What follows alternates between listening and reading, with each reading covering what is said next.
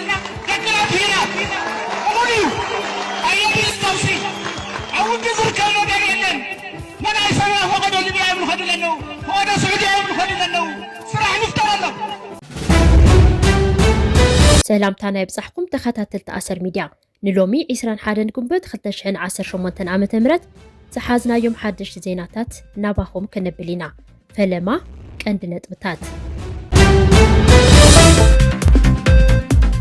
ኣብ ሓደ ወርሒ ጥራሕ 30,000 ተጋሩ መናእሰይ ተገፊፎም ተባሂሉ ኣዝዮም ብዙሓት መናእሰይ ድማ ይስደዱ ኣለው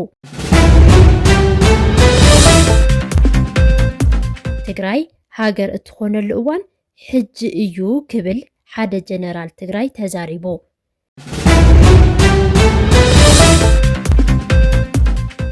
መንግስቲ ኢትዮጵያ ዓፈና ደው ከብል ተሓቲቱ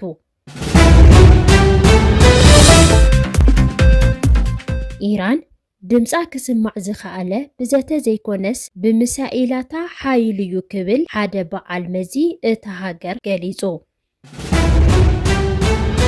ኣርእስተ ዜና ሰሚዕኹም ዝርዝሮም ክነስዕብ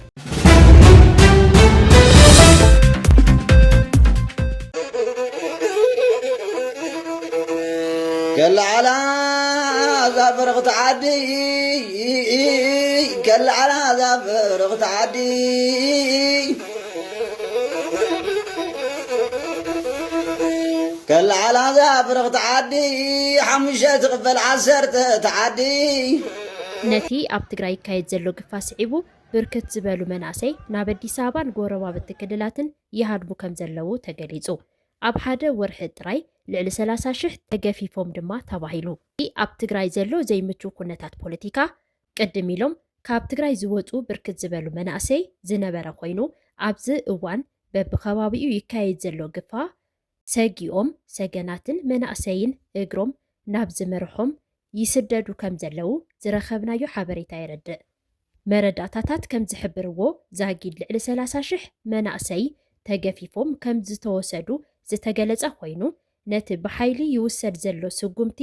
ዘይቅበሉ ብዙሕ ቁጽሪ ዘለዎም መናእሰይ ዓዶም ገዲፎም ይወፁ ኣለው ተባሂሉ ነቲ ኣስገዳድ ግፋ ነባራይ ህዝቢ ተቃወምቲ ውድባትን ተማገቲ ሰብኣዊ መሰላትን ይቃወምዎ ዘለው ኮይኑ ኣብቲ ክልል ልዑል ወጥሪ ዓሲሉ ከም ዘለውን ኣጠንቂቆም نحنا مناسي تقرايسي بسنكم عدنا حدقنا ناوين خديب بعلامكم دقناي ناوين تفعلكم يتدلل لكم مالتي قد ما حز كنت فرت أفلخون لو تن اللي تمسو فرق من إسي تقراي وديكم ماتيكم مس حز تملسكم تقراي تسوي عكالا تقمت الولوا تغي إلى قد ما حز بلي من معلامة وسيدات أكا دورات المتت حاوي تملسلي تقراي تسوي عكالا يسمع كوي تسمع غايا خد نصغا سيجمر أنا نا تقراي لي هنا نا حادو قجل سوس أو عيتي لسمعن له برازر أنا للعد متأجل قجل كيف الرسالة مسواتك قوني دلي زي أو واحد هو تقراي هاجر اتخون الأوان حج إيو كبل حدا جنرال تقراي تزاريبو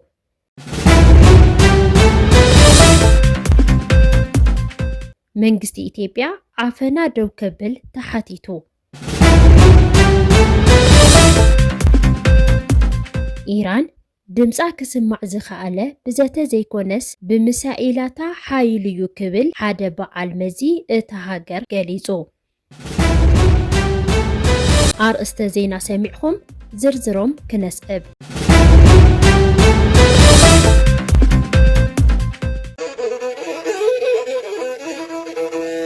كل على زفر تعدي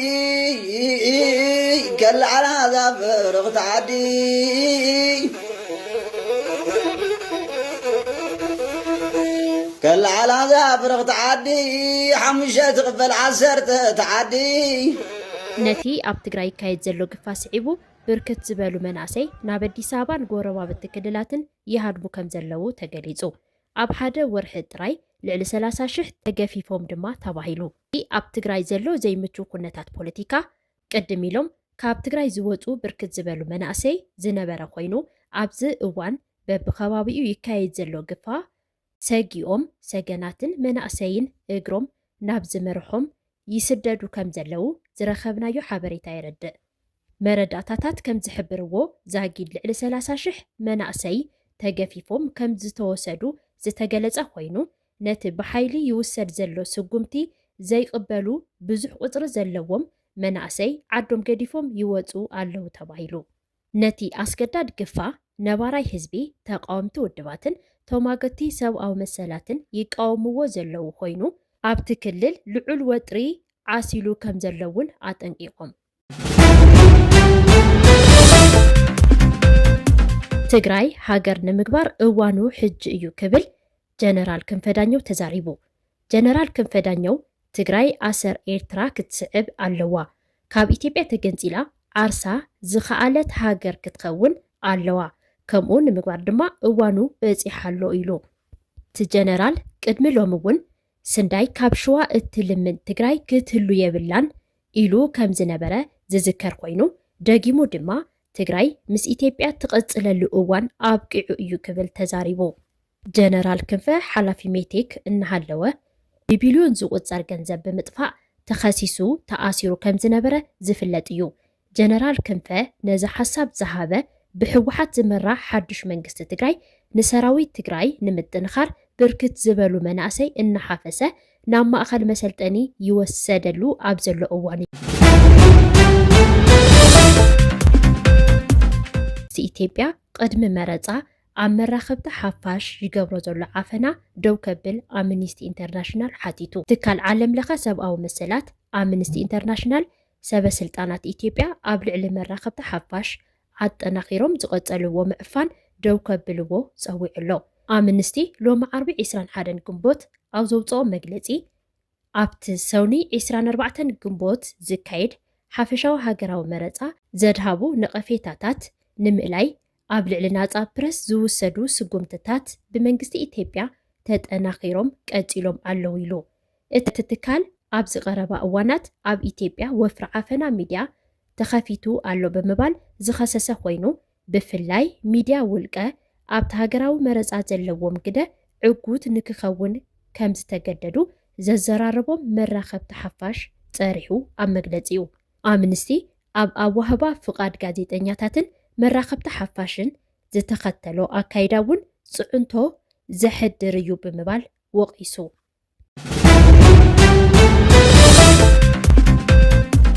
ስምምዕ ዝተበጽሐ ብዘተ ዘይኮነስ ብምሳይላተይ እዩ ክትብል ኢራን ገሊጻ ኣብ መንጎ ኣሜሪካን ኢራንን ንሰሙናት ክካየድ ዝጸንሐ ዘተ ናብ ስምምዕ ኣብ ዝተቃረበሉ እዋን ሓደ ላዕለዋይ በዓል ስልጣን ኢራን ኣዘራራቢ መደረ ኣስሚዑሎ እቲ በዓል ስልጣን ኢራን ድሌታ ተቐባልነት ዝረኸበ ብልዝብ ዘይኮነስ ብመሳኢላታ እዩ ክብል ተዛሪቡ እዚ መደረ ዘስምዐ ዘተ ኣሜሪካን ኢራንን ንምዝዛም ውሳነ ፕሬዝዳንት ዶናልድ ትራምፕ ትጽቢት ኣብ ዝግበረሉ እዋን እዩ